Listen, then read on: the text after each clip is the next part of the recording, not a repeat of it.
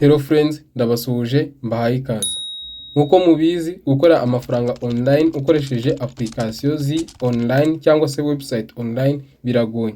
Bijyanye nuko bakubwira ko muri application nyinshi bakubwira yuko location urimo cyangwa se ahantu herereye iyi application itakora.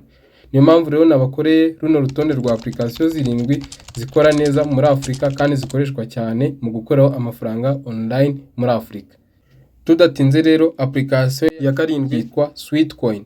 Na application iri available kuri Play Store cyangwa se ndetse no kuri Apple Store. Iyi application rero na application yifashishwa cyane hano muri Afrika gukoraho amafaranga online uri kugenda. Ino application nyine urayifungura ubundi ugatangira ukagenda. Icyo usabwa nuko igomba kuba iri active. Ino application ukora amafaranga uri kugenda uko ugenda nyine ukorera amafaranga online.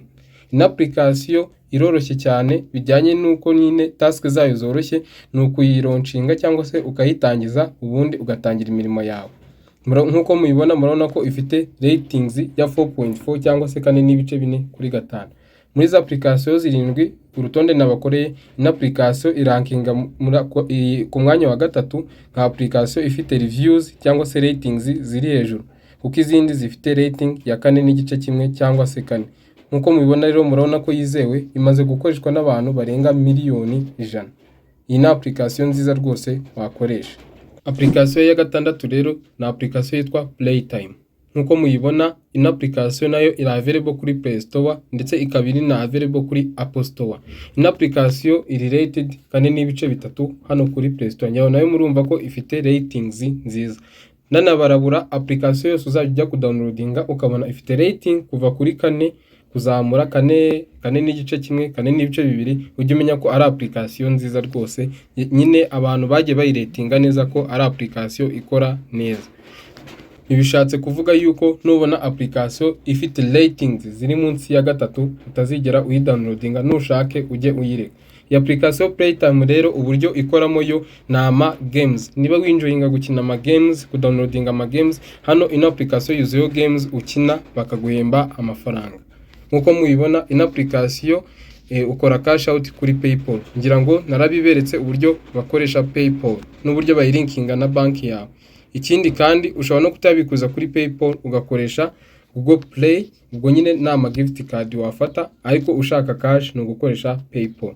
Iyi ni imwe muri application rero nziza wakoresha kandi zikoreshwa cyane muri Afrika. Nkuko mubibona nayo imaze kudownloadingwa n'abantu barenga miliyoni 5 kuzamura.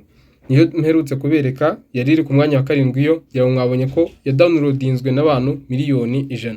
Bivuze ngo kuri urutonde nyine uragenda ureba application ikunogeye bitewe n'imibare yayo ubona yivugira. Ku mwanya wa gatanu turasanga ino application yitwa Pawns App. Ino application narayigerageje, usibye jewe nyine kitampiriye, nago nabikuje amafaranga menshi nkuko mbona bagenda bayiratinga. Ino application ariko igombe kuba ikora neza, kuko buri gihe uko usacinze kuri Play Store niyo ya mbere babanza kukuzanira, niyo yaba atariyo usacinze. Buri gihe iyo usacinze application wakora amafaranga online, Pawns App iza ku mwanya wa mbere hano kuri Play Store. Ibyo nibyo byatumye nyishyira ku mwanya wa gatanu, ntabwo nashyize ku wa mbere. Ni application narayigerageje, yego amafaranga urayakorera, ushaka gukora amafaranga ukina games nayo ukora ama surveys. Isibye ko surveys hano mu Rwanda ntago bazigura. Yego nzajya mbabwiza ukuri, surveys kuri no apps ntago zibonekaho kuri location yacu, gusa games zo ziba zuzuyeho, ndetse ushobora no gukora amafaranga usharinga internet yawe.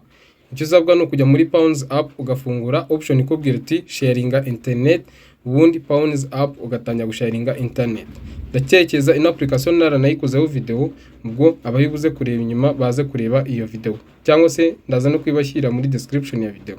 Iyi application rero ku bantu mugira access kuri wifi cyangwa se wifi, ushobora kuyikoresha usharinga internet yawe ugakorera amafaranga.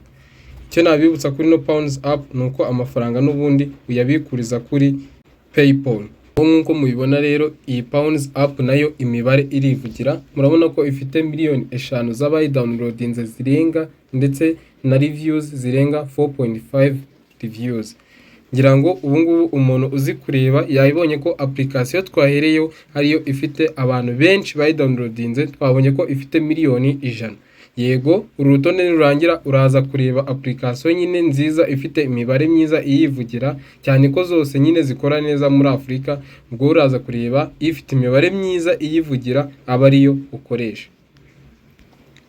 Application rero turi gusaba ku mwanya wa 4 yitwa Paidwork. Iyi application sinzi niba bwaba ari ubwa mbere uyumvishe, kuko nabonye abantu benshi baragiye bayivugaho bayikoraho video. Icyo nakubwira nuko ino application surveys ntabwo akenshi ziba ziri available mu Rwanda. Ubwo wakora andi task nko gushopinga cyangwa se izindi task zigiye ziriho, ariko task y'amasurvey yo ntabwo iri available kuri no application. Iyi nayo ni application nziza, iri mu nziza zikora muri Afurika ugereranyije n'izindi nyine, kuko nkuko mubibona ifite 10+M reviews ndetse na 4.4 reviews. Oya, 10+M ni downloads, na abantu barenga miliyoni 10 bayi downloadinze, ndetse na reviews 4.4. Murumva ko ari application nayo ifite imibare myiza. Gusa icyo nyiziyo nk'umuntu wayikoresheje nababwiraho nuko surveys zo ntago zikora. Bivuze ngo wagerageza andi task agiye arimo nk'amavideo, kureba amavideo ndetse no gushopinga ndetse no gukina games, biri available kuri no app.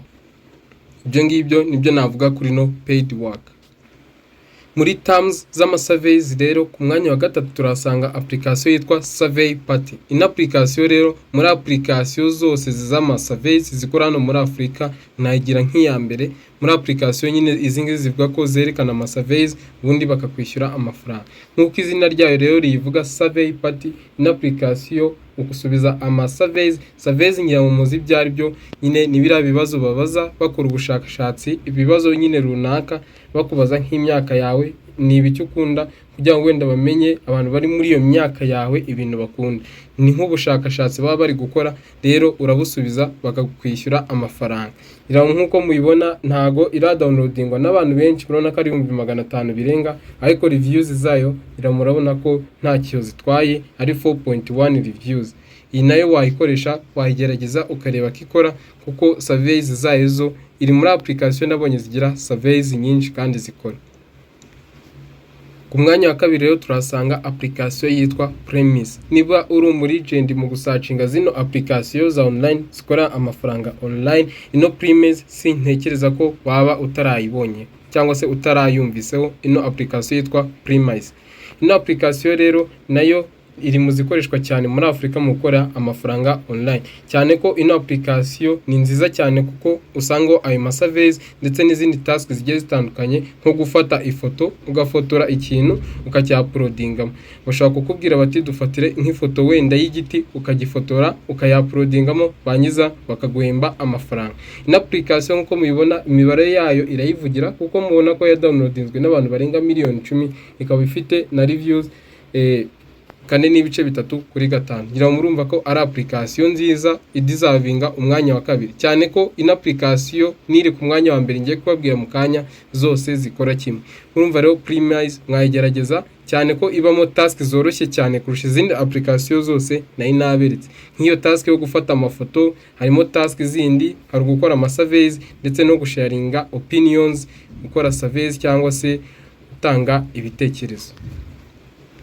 Application rero dusanga ku mwanya wa 2 na application yitwa Toroka Earn. Ino Toroka sinzi niba nayo waba utarayibonye kuri Play Store, kuko iri muri application cyane zikoreshwa muri Afrika.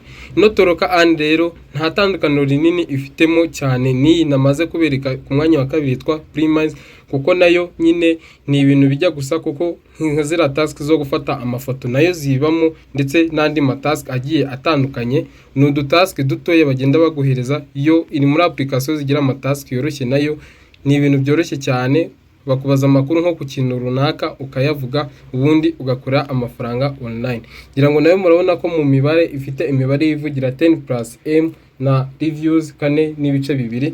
Ikindi nujya ku downloadinga application ugiza ubanze usome zino reviews zo hasi, kuko nazo ziragufasha cyane ko abari zo baba baragendeyo baratinga application. Ngira ngo rero uru rutonde rwa application 7 wakoresha ukora amafaranga online, ntago ntekereza ko waburamo application nzima uri bushime, cyane ko zose inyinshi muri zo ziba zikoresha PayPal. Biragoye buriya ko wabona application ikwishyura direct kuri Momo. Nge nzajya mbabwiza ukuri, ntabwo nakubeshya ngo iyi application wayibona rwose. Icyo nabonye cyo nuko nyine abantu mushimishwa no kubona abababeshya, ugasanga umuntu arakubwiye ati uzajya uhita uyabikuza directly kuri Momo, ugasanga kubikuza bibaye ikibazo. Niyo mpamvu rero uba ugomba kudukurikira kugira ngo n'izo steps zindi zo kubikuza tujye tuzibigisha. Ngira ngo abantu batayi bazi gukoresha PayPal mwarabibonye uko ifungurwa ndetse n'uko uyihuza n'izindi bank account zawe, ukaba wabikurizaho amafaranga akakugeraho kuri Momo. Kora subscribe rero niba utarayikora, ukande like kugira ngo video igere kure, ndetse utere na comment kubyo wifuza ko tuzaganiraho ubutaha. Urutonde rwa application zigufasha gukora amafaranga online uri muri Afurika. Murakoze.